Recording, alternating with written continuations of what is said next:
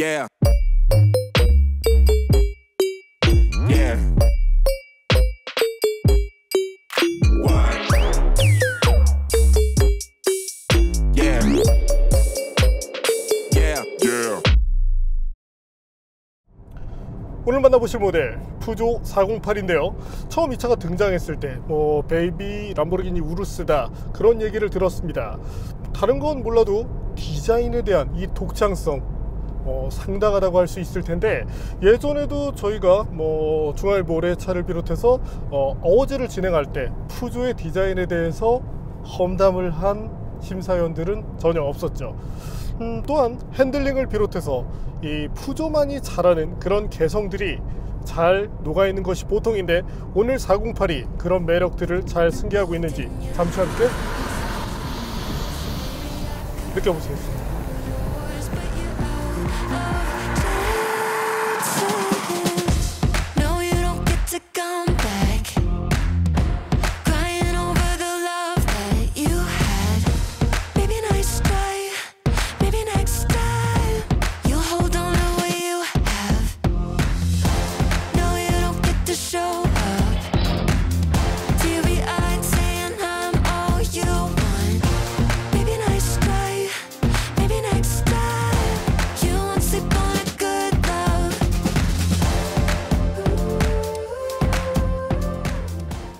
(408은) 푸조의 EMP2 V3 플랫폼으로 만들어진 크로스오버 카인데요.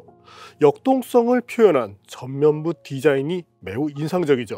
세밀하게 디자인된 그릴의 디테일에서도 독창성이 잘 나타나고요. 각진 헤드램프와 더불어 하단까지 연결된 DRL이 맹수의 앞니 같은 느낌도 보여주죠. 헤드램프에는 매트릭스 LED가 들어가 있어 야간 시야 확보에도 도움을 주는데요. 앞차 또는 대항차 운전자들의 눈을 부시지 않게 해준다는 부가적인 이점도 있고요. 측면은 소형 SUV의 디자인을 기초로 크로스오버 스타일로 다듬어졌는데요. 패스트백 스타일이죠. 후드에서 시작해 루프를 지나 트렁크까지 간결하게 떨어지는 모습에서 안정감도 느껴지죠. SUV를 기반으로 한 쿠페 모델들도 시장에 있지만 조금 더 낮고 길게 보이는 것이 408의 특징입니다. 캐릭터 라인도 멋지게 들어갔죠? 차체가 만들어낸 공기저항 개수는 0.28 수준이고요. 휠 디자인도 독특한데 국내 사양은 19인치가 기본이고요. 타이어는 미쉐린의 E-프라이머시라는 여름용을 사용합니다. 후면부는 고성능차를 연상시키죠? 그 때문인지 대기 초비에 람보르기니 우루스를 언급하는 분들도 계셨죠. 특히 캐치 이어로 불리는 독창적인 디자인 요소가 눈길을 끄는데, 이는 공기역학적 측면에도 도움을 줍니다. 컬러는 총 6가지 중에서 선택할 수 있는데 이번에 2개 컬러가 추가됐죠? 지금 보시는 컬러가 그중 하나인 옵세션 블루입니다. 보는 각도에 따라 색감이 살짝 달라 보이는 것이 이 컬러의 특징이고요. 간단히 408의 디테일들을 볼까요?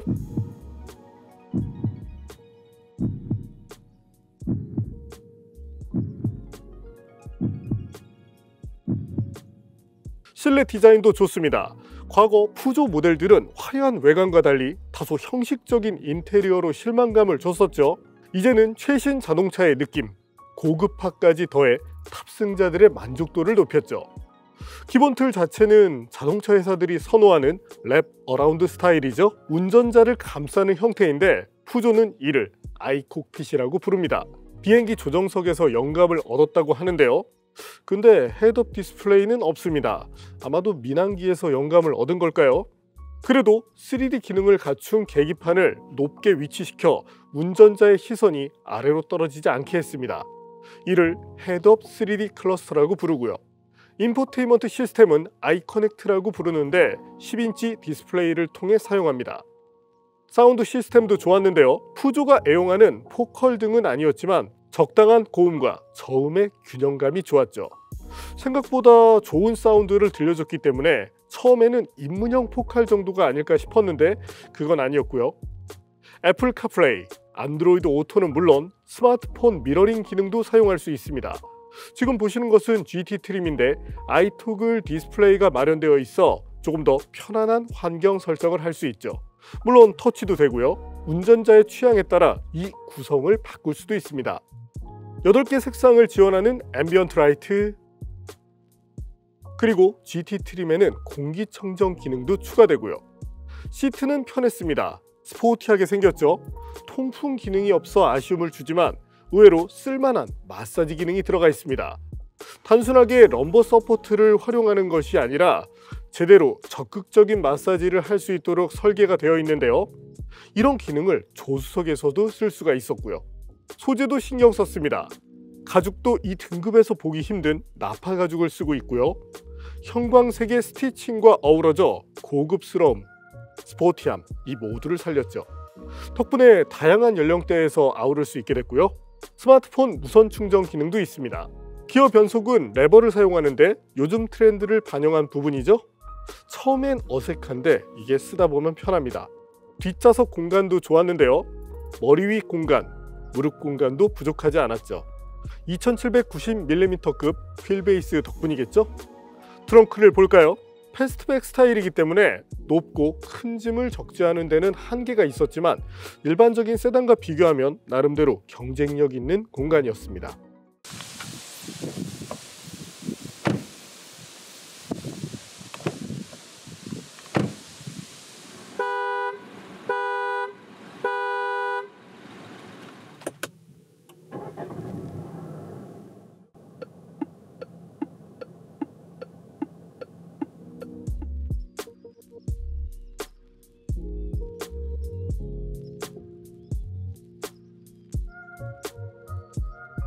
다른 것보다 분위기가 상당히 마음에 듭니다. 예전 프랑스 차들 보면은 뭔가 이렇게 겉만 화려하고 실내에서는 놓치고 가는 것들이 많았는데 최근 푸조가 이런 것들을 나름대로 잘하고 있어요. 특히 저는 308을 좋아하는데 308에서 이 매력들을 충분히 느낄 수 있었죠. 자, 그러면 겉만 번지르르한 차인지 주행에서의 매력도 잘 보여주고 있는지 한번 달려볼까요?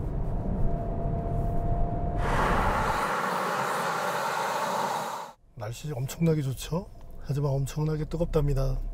지금 계기판 보시는 것처럼 사람도 지치고 차도 지치고, 그래서 지금은 에어컨을 잠시 틀고 진행을 하고 있습니다. 가속. 뒤에서 엔진에 대해 설명드리겠지만 이 토크가 발생되는 시점이 낮게 위치하다 보니까 저속에서 처음 움직일 때 답답함을 느끼게 하지 않습니다. 그래서 처음에 차를 탔을 때 배기량 대비 저속 효율성이 좋다는 점에 상당히 놀랐었는데요. 자, 그리고 스로틀을 부드럽게 오픈시켜서 쉽게는 가속 페달을 부드럽게 밟아서 속도를 올려나가는 과정. 네, 여기서도 충분히 경쟁력을 보여줍니다. 다른 것보다 뒤에서 또 시험하겠지만 승차감이 좋네요. 우리가 일상에서 또 하나 점검해야 될 포인트가 있죠. 자, 차가 정지해 있을 때, 이때 전해져 오는 진동량, 이 부분이 저를 놀라게 했습니다. 자, 3기통 엔진이 들어가 있어요. 131마력, 최대 토크는 23.5kg/를 낼 수 있는 1.2L 터보 엔진을 갖고 있는데 저희가 먼저 테스트했었던 1.2L 트랙스와 비교를 했을 때 차이가 있습니다. 일단 저속에서의 진동량이 매우 적어요. 아무래도 구조적으로 발생할 수밖에 없는 것이 진동인데 이 마운팅 기술을 통해서 진동량을 대폭 줄였습니다. 그래서 처음에는 혹시 4기통이 아닐까라고 예상을 했었어요. 근데 4기통은 당연히 아니었고 3기통인데 여러분들이 이제 착각하실 수도 있습니다. 그 네이버의 정보에 보면 이게 또 4기통으로 나와요. 네, 근데 네이버 정보가 항상 정확한 건 아니니까요. 현재는 오토스탑까지 맞물려 있다 보니까 근본적으로 진동량을 줄여놨고, 두 번째, 오토스탑이 있다 보니까 이 저속에서 혹은 차가 서 있을 때 스트레스를 대폭 줄였다는 것이 특징으로 부각이 되죠. 그럼 한번 쭉 달려볼까요? 자, 속도를 높여나가는 과정인데요. 배기량이 적다 보니까 사실 폭발적으로 밀어붙이고 있지는 않습니다. 자, 스포트로 바꿔보죠. 속도가 오르는 것도 순간적으로 확 하고 치고 나가기보다는 꾸준하게 올려나가는 타입이고, 그리고 또 하나는 오늘 날씨 자체가 매우 덥다 보니까 가뜩이나 이제 배기량도 적기 때문에 부하가 상당히 많을 것으로 생각하는데, 그럼에도 불구하고 나름대로 속도를 꾸준하게 올려가는 모습이에요. 탑 스피드 영역에서는 거의 6단 정도를 사용하고 있고, 아마 7단까지 넘어갈 일은 거의 없지 않을까 싶네요. 야, 그나저나 오늘 날씨 정말 좋네요. 눈으로 보는 날씨는 좋고 사람이 느끼는 날씨는 매우 좋지 않습니다. 또 뭐 다음 주 정도 지나면 좀 선선해진다니까 열심히 참아봐야겠죠. 자, 계기판상으로 시속 204km 정도를 마크하고 있습니다. 뭐 사실 이 이상의 이제 속도 증가는 크게 의미가 없을 것 같고, 중요한 것은 안정감이 매우 좋네요. 그 푸조가 서스펜션 튜닝을 상당히 잘하는 것으로 유명하죠. 뭐 그 덕분에 핸들링 성능에서도 항상 좋은 평가를 받습니다. 근데 뭐 핸들링은 사실 일반 소비자분들이 이제 느끼시는 분들은 상당히 예민하게 잘 느끼시지만, 일반적인 소비자분들이 느끼지 못하시는 경우가 있거든요. 근데 푸조는 어지간해서는 느끼기 좋을 만큼 상당히 착실한 그런 핸들링의 장점을 잘 보여주죠. 자, 이제 속도를 줄여볼까요? 중요한 것은 이게 뭐 얼마까지 나가건 뭐 1.1L 배기량으로 이 정도 나갔으면 뭐 충분히 제 할 일은 한 것 같은데, 고속 주행 때 안정감이 매우 좋습니다. 일반 모델과 달리 고성능 모델을 탔을 때 다른 것이 바로 고속 주행 안정감인데, 체감으로 느끼는 것은 실제 속도 대비 한 40에서 50km 정도 시속 기준으로 떨어진다고 얘기를 해도 과장이 아닙니다. 안정감 매우 좋네요. 그리고 차의 직진성도 매우 좋습니다. 가끔은 이제 여러분들이 아니 뭐 직진을 못하는 차가 어딨어 라고 생각하시는 분들도 많겠지만, 사실은 직선 주행이 어려운 영역입니다. 그래서 이 부분에 대한 튜닝도 자동차 회사의 노하우라고 할 수 있을 텐데, 지금 뭐 직진에 대한 아쉬움이 없고, 그리고 미세한 스티어링 이 조작에서도 프론트 쪽이 나름대로 안정적이지만 예민하게 움직여주네요. 또 하나 특징이 있는데, 가속 페달을 밟고 있다가 가속 페달에서 발을 확 떼도 이때 차가 확 꾸꾸라지는 모션을 보여주지 않습니다. 가속 페달을 떼더라도 이 스로틀이 약간은 천천히 이렇게 닫히는, 실제로 천천히 닫히는 건 아니거든요. 그래서 이 급조작에 따른 이 어떤 차량의 안전성 저하를 최소화시켜 준다는 점이 상당히 좋네요.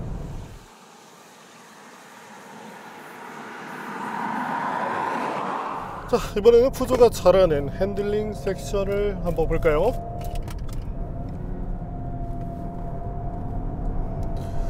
엔진 배기량 자체가 크지 않다 보니까 이 가속 페달을 밟는다고 해서 차가 뭐 엄청난 빠른 그런 움직임을 보이진 않습니다. 정말 이 순하게 움직인다고 하는 것이 맞을 것 같은데, 자, 제가 처음에 1.2L 엔진을 경험했던 것이 아마도 젠트라라는 모델을 통해서예요. 당시 젠트라가 이제 90마력대 정도의 성능을 냈던 것으로 기억하는데, 확실히 지금은 터보차저를 쓰는 만큼 그보다 여유로운 성능을 체감할 수 있습니다. 그리고 저희가 탔었던 이제 트랙스와 비교를 하면 마력 자체는 트랙스가 높잖아요. 하지만 이 미미하게나마 높은 1kg 폴스미터의 토크 덕분에 저속에서의 움직임 자체는 이 푸조 쪽이 조금 더 낫다는 느낌을 보여줍니다. 그리고 또 하나 이제 1.2L 모델을 가진 차가 있죠. 바로 도요타의 야리스인데, 야리스는 자연흡기 엔진에 CVT를 물려놨어요. 그래서 그 차 자체가 이제 가속을 할 때 CVT의 특성 때문에 가속감 자체가 조금 희석되는 그런 느낌이 있는데, 자, 어쨌건 제가 오늘 말씀드린 1.2L급 모델을 놓고 얘기를 했을 때 이 체감상 퍼포먼스 자체, 여기서의 퍼포먼스는 이제 뭐 절대적인 가속보다는 우리가 일상에서 이용을 하는 그 환경 안에서의 탄력성, 여기서는 푸조 쪽이 가장 나은 모습을 보여줍니다. 변속기는 아이신의 8단 자동을 쓰는데요. 국내 브랜드에도 아이신 변속기를 쓰는 차들이 있습니다. 하지만 뭐 늘상 말씀드리지만 브랜드가 같다고 해서 그 변속기의 가치 자체가 동일한 건 아니거든요. 8단이면 그래도 나름대로 아이신에서 사용하는 전륜구동 변속기로서는 상급이다, 이렇게 보시면 됩니다. 그 때문인지 저속에서 움직일 때 변속 쇼크 등을 느낄 수 없었고, 이 체결되는 과정 그리고 체결감도 좋은 편이기 때문에 변속기에서 나무랄 부분은 없고, 일상 영역에서는 대강 5단 미만으로 활용이 된다고 봐주시면 됩니다. 오늘 더운 날씨라서 지금 카메라가 하나가 뻗었어요. 408의 엔진은 낮은 RPM에서 최대한 높은 토크를 끌어내는 데 초점을 맞췄습니다. 덕분에 저속주행 때 다른 1.2L 엔진 대비 답답함이 크지 않았는데요. 연비 중심의 셋업을 가진 변속기가 너무 낮은 RPM에서도 빠르게 기어를 높이는 특징이 있었습니다. 지금 보시는 것처럼 시속 50km에 이르기 전에 4단까지 들어가 있죠. 이런 상황이면 가속 페달을 밟아도 빠른 가속이 이루어지지 않습니다. 가속 페달에서 발을 떼면 바로 타력 주행을 하려는 특성도 갖고 있는데, 이것도 연비에는 도움이 되지만 차의 반응성을 느리게 하는 요소죠. 그래서 순발력이 필요한 환경, 조금 빠릿한 운전을 선호하시는 분들은 스포츠 모드를 적극 사용하시는 것이 좋습니다. 엔진의 반응 개선도 목적이지만 연비 중심의 변속기 특성을 만회시켜주기 때문이죠. 만족감을 주는 부분이 있다면 바로 서스펜션인데요.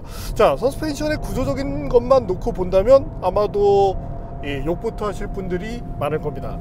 하지만 항상 제가 이제 드리는 얘기가, 토션빔 서스펜션을 논할 때 그때 이제 푸조의 것을 꼭 타보시라고 얘기를 드리는 경우가 많습니다.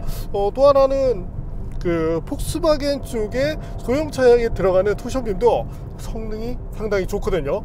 그래서 이 서스펜션에 대해서 모르고 접근을 한다면 이게 멀티링크가 들어간 건지 뭐 WC 본인지 이것들을 느끼지 못할 정도로 완성도 있는 성능을 보여줍니다.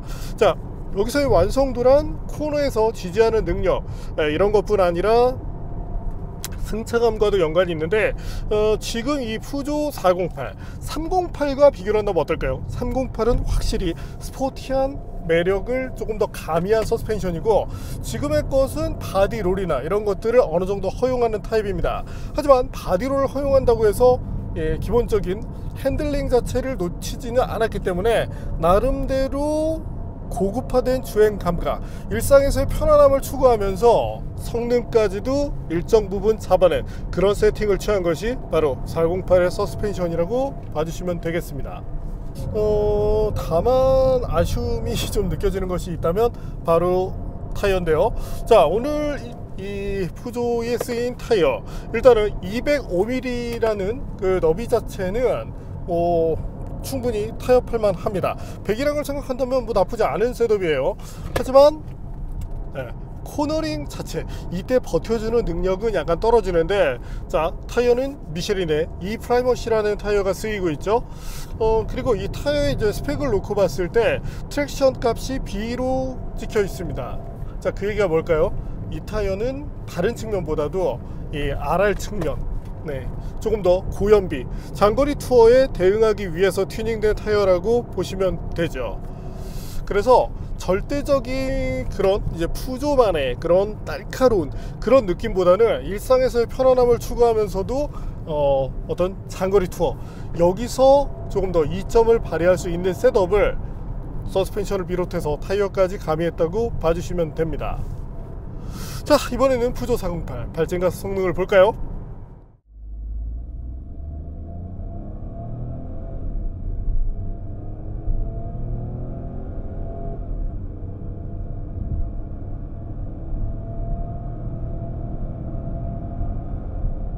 배기량이 적은 만큼 온도에 민감한 모습이었는데요.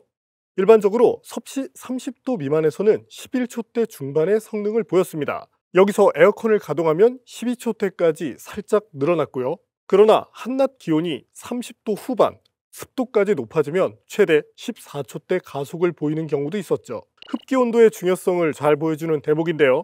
때문에 대기 온도가 25도 내외 또는 그 이하가 되었을 때 푸조가 발표한 10초대 중반의 성능이 나올 것으로 예상합니다. 뭐 오늘 같은 날은 사실 이제 고성능 차들도 한 0. 몇 초씩 빠지는 일이 많기 때문에 이건 여러분들께서 조금 타협을 해서 봐주시면 좋겠네요. 자, 그럼 제동 성능을 볼까요?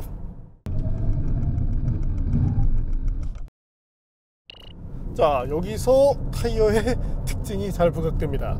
최단 거리는 36m대예요. 그리고 원래 푸조 모델들은 타이어의 성능을 상당히 높여 쓰는 편입니다. 보통 여름용 타이어를 쓰는 경우도 많아요. 그리고 여름용 중에서도 성능 좋은 핸들링, 코너링 퍼포먼스 좋은 타이어를 쓰는데, 오늘은 이 차의 컨셉에 맞춰서 가다 보니까 자, 이 종그립 측면에서 한계가 일정 부분 나오는 편입니다. 그래서 단발적 제동에서는 짧은 거리를 보여주지만 지속적으로 스트레스를 걸어주면 제동 거리가 좀 많이 늘어날 수 있다는 점을 참고해 주시면 좋겠네요. 이건 타이어의 특성에 의한 것이니까 혹시라도 이제 조금 더 날카로운 그런 푸조의 매력을 느끼고 싶은 분이라면 타이어 정도만 바꿨을 때도 충분히 효과를 얻을 수 있을 겁니다. 자, 기본적인 스티어 특성은 언더스티어를 바탕으로 합니다. 자, 그리고 립토프 시험을 해볼 텐데요. 자, 하다가 가속 페달에서 확 뗐을 때도 자, 그대로 차가 돌아나가는 모습을 보여주죠. 앞서 말씀드렸지만 푸조의 서스펜션, 지금 408의 서스펜션 자체는 어느 정도의 움직임을 허용하는 타입입니다. 그런데도 불구하고 압축으로 차가 무너지더라도 일정 수준의 앵글을 그대로 돌아나가는 모습을 봤거든요. 자, 여기서 균형이 좋지 않은 모델 같은 경우는 앞쪽으로 하중이 쏠리면서 뒤쪽에 지지감 부족, 그 때문에 날아가는 그런 차들이 있는데, 지금은 딱히 ESP의 개입도 없고, 특히나 이 타이어의 퍼포먼스 조금은 떨어진다고 얘기를 드렸는데, 이런 것들을 감안한다면 균형 자체는 상당히 잘 잡았네요. 가끔 이제 이런 얘기 하시는 분들이 있잖아요. 명품 외에 이제 프랑스 차는 사는 게 아니다. 보통 이제 독일에서 이제 그런 얘기를 하는 경우가 있는데, 프랑스 차만의 매력이라는 것이 분명히 있고, 이 매력에 또 빠지다 보면 이들이 추구하는 것 나름대로 의미가 크다는 것을 한 번 더 읽을 수 있게 되죠. 다른 것보다 이 스티어링 휠을 이렇게 돌릴 때 그냥 꼭 속도를 초속으로 달리고 가속이 빠르고 그런 것보다 그냥 스티어링 휠을 쓱 돌리고 풀고 쓱 돌리고 이와 같은 과정들, 그러니까 내가 기계를 다루고 있고 그 기계가 나의 요청에 따라서 움직인다는 느낌을 잘 살려주는 이런 것이 근본적인 그 핸들링의 개념이고, 그 핸들링과 타협한 정도의 수준이 이 정도라는 점이 사실은 놀랍네요. 여담이지만 308은 진짜 좋습니다. 저는 뒷자리를 크게 신경 쓰는 타입은 아니기 때문에 제가 산다면 308. 하지만 추천을 드린다면 일상주행에서의 편안함, 특히 가족이라는 요소를 넣고 보면 그건 분명 408 쪽이 낫고요. 이렇게 얘기하면 푸조가 섭섭할 수 있겠지만 508보다 408이 낫네요. 다만 조금 아쉬운 점이 있는 것이, 현재 모델은 이제 GT 라인이잖아요. 가격이 많이 비싼 편입니다. 아무래도 이제 4천만 원대 중반. 푸조의 입장에서는 그럴 수도 있을 거예요. 우리가 생각보다 이렇게 마진을 많이 가져가는 그런 회사는 아니다. 그건 사실이에요. 근데 우리 기준에서 놓고 보면 분명히 이제 그 돈씨라는 얘기가 나올 수밖에 없거든요.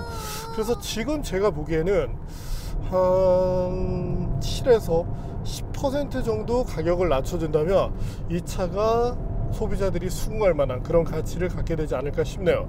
알리르만 해도 근본적으로 408이 보여주고자 하는 것들을 충분히 느낄 수 있거든요. 그래서 꼭 옵션 자체에 의미를 두지 않는다면 저는 알리르 쪽에서 충분히 만족할 수 있을 것 같습니다. 자, 그러면 아쉬운 점을 지적해 볼까요? 일단은 통풍 시트가 없네요. 국내 기준에서는 아무래도 이제 통풍 유무에 대해서 따지시는 분들이 있는데, 이런 기능을 넣어준다면 만족도가 좀 더 높아지게 되겠죠. 그거 외에는 공간성, 특히 이 차에서 놀라운 부분은 연비였는데요. 자, 연비 한번 볼까요? 에어컨을 켠 상태 그리고 끈 상태 두 가지를 테스트한 결과 아무래도 에어컨을 끄는 편이 낫긴 나았습니다. 근데 켜는 경우라도 리터당 18km를 갈 수 있으면 이 정도면은 나름대로 나쁘지 않은 연비라고 말씀드리고 싶네요. 이번에는 408을 테스트하면서 느낀 몇몇 가지들을 볼까요? 배기량만 보면 사실 입문형 모델 같지만 푸조 나름대로 고급화를 추구했습니다. 앞쪽 윈도우는 모두 이중 차음 유리를 쓰고 있고요. 서라운드 뷰 카메라도 뒤쪽으로 차가 움직일 때 뒤쪽 상황을 조금 더 잘 볼 수 있도록 구성했습니다. 후방 카메라 워셔 기능도 넣었고요. 에이다스에도 특징이 있는데 운전자가 생각하는 차선 중앙, 자동차가 인식하는 차선 중앙에는 차이가 생깁니다. 가령 내가 1차선을 달리고 있을 때 심리적인 안정감을 얻고자 좌측으로 살짝 붙고 싶을 때가 있죠. 근데 자동차는 자꾸 우측으로 가려고 합니다. 아무래도 불안해지겠죠. 그러나 푸조는 지금 보시는 것처럼 운전자가 원하는 만큼 좌측으로 차를 당겨 놓으면 이후부터는 이 기준에 맞춰서 차선을 유지해 줍니다. 물론 아쉬움도 있는데요. 오토홀드가 없습니다. 대안은 있는데 ACC를 사용할 때 정지를 지원하기 때문에 이를 활용하면 아쉬움 일부를 만회할 수 있죠. ACC를 사용할 때도 도로별 제한 속도를 맞추는 것이 은근히 귀찮죠. 408은 스티어링 휠에 있는 OK 버튼 하나만 눌러주면 보시는 것처럼 제한 속도를 바로 설정할 수 있습니다. 그 밖에 마음에 드는 것들은 어떤 그 소재들이에요. 그렇다고 해서 엄청나게 비싼 걸 쓴 건 아니지만 나름대로 시각적인 만족도를 충분히 잡아내고 있고, 이제는 여러 회사들이 이 클러스터를 비롯해서 디스플레이를 많이 활용하면서 이점을 보여주죠. 또 하나는 지금 3D 클러스터가 들어가잖아요. 그래서 두 개의 이제 패널을 겹쳐서 보여주도록 이렇게 한 것인데, 이런 것들은 젊은 소비자분들이 상당히 좋아할 구성입니다. 저도 좋아요. 아직 어리니까.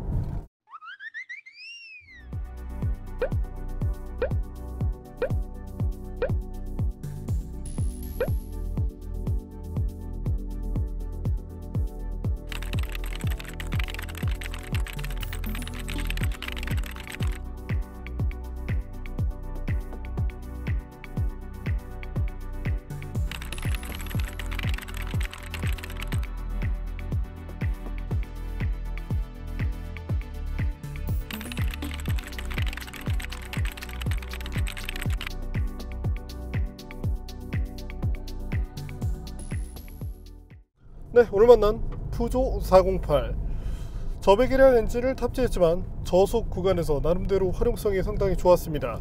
무엇보다 승차감 측면 그리고 핸들링을 적절하게 잘 튜닝한 만큼 일상 주행을 할 때 또한 장거리 투어에서 스트레스를 줄여줄 수 있다는 이점이 있었고요. 또한 기존 푸조와 다르게 시각적인 그런 만족도를 주고 아기자기한 요소를 가미해 줌으로써 이 차만의 개성이 조금 더 살아나지 않았나 생각을 해봅니다. 무엇보다 연비 부분도 뭐 잘 나왔어요. 그리고 확실히 스티어링 휠이 작기 때문에 그런 것도 있지만 이 스티어링 조작에 따른 차량의 움직임, 스티어링 기어비도 그렇고 예민하게 잘 튜닝을 했네요. 네, 오늘은 상당히 푸조다운 그 예쁨과 나름대로의 고급스러움을 적절하게 잘 살린 408을 만나봤습니다.